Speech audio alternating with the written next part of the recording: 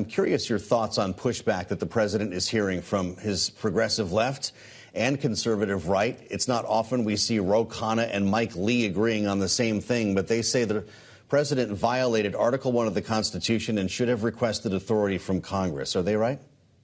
I disagree with that. I think the president has inherent authority to take action to protect our interests and our troops, many of whom are deployed over in the region. I think he's complying with the War Powers Act.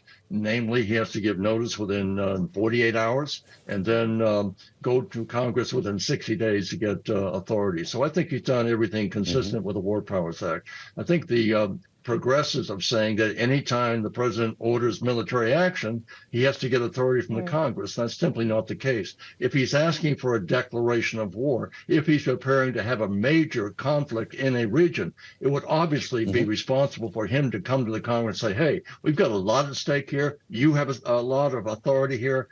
I want you to support my policy of going in a major conflict in a particular reason. He's not doing that right now. But might come to that. But sir, could this action result in that major conflict? I'd point to a Bloomberg opinion piece out by our own Mark Champion today, who said, quote, if the strategic goals of the U.S. are to restore the free flow of trade through the Red Sea, prevent war from Israel and Hamas in Gaza from igniting a regional conflagration, and to thwart Iranian efforts to halt Israel's normalization, then this morning's fire and brimstone is likely to prove counterproductive. Is this more likely to set back American interests than to help them move forward? Kailey, that's a good point. The question is, so what if we and the rest of the countries who joined us did nothing? In other words, the word has been sent. You had a number of countries join in a letter. You had the United Nations warn the Houthis not to try to disrupt international trade and travel as such, and they've ignored it, and they've picked up even more attacks. So we could sit back and say, well, let's see if we can negotiate this. There's no negotiating with them. Certainly at this point, we've tried that. And so I think what Biden administration did was the right thing to do, send the signal that if we can't deter you, we're going to take out as much as we can. We're going to degrade your capability to launch these kinds of attacks that are really supported by Iran, where you get weapons, ammunition, technology, and this is going to continue to take place in the region. And so the question is, what can the world community do to deter Iran from providing this kind of support for groups that are supporting the overthrow of governments? I think we didn't really have much of a choice. It may have been more than the Houthis expected or more than Iran expected. But I don't think we want to get into the business of, they fire a few missiles at a ship, they either hit it or fail to hit it, and we go up a little bit and tit for tat, and suddenly it's a long-term policy of just exchanging the kind of attacks. This was a real important message. This was not a light attack. This was a serious one.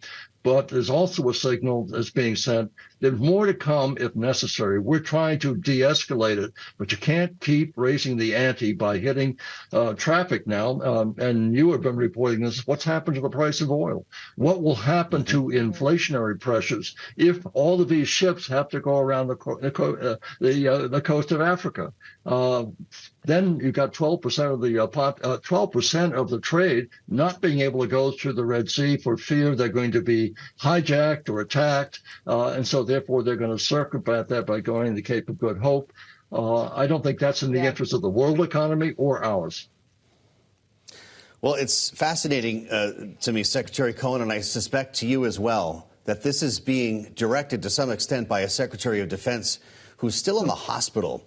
Right. I know that secretaries of defense don't speak ill of one another, but I'm curious your thoughts on this. We had a conversation about it yesterday with Congresswoman Abigail Spanberger, and she came to his defense. She's a former CIA officer and obviously serves in a capacity in the House that exposes her to this issue. Here's what she said about calls for him to resign.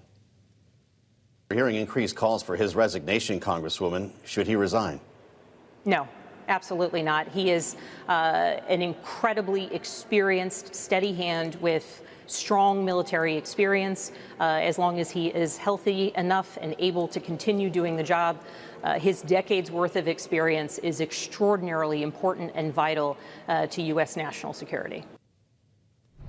I'm going to guess that you agree with that, Secretary Cohen. Your thoughts on the extent to which he should be working and not focused on his health? I absolutely agree with the statement the Congressman just made. Secretary Austin has dedicated his life to the service of this country in uniform and now as Secretary of Defense. The mistake was made in miscommunication. That will be really ferreted out by all the three investigations going forward now. But I just want to say that I support him.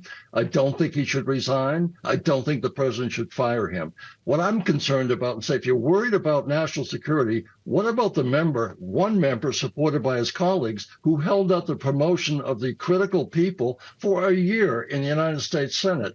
And it's pretty rich that members of Congress who won't denounce the former president for insurrection, and I think they should be calling for their own resignation in terms of their failure to support the Constitution, and now calling upon Secretary of Defense to resign. I think it's pretty rich on their part.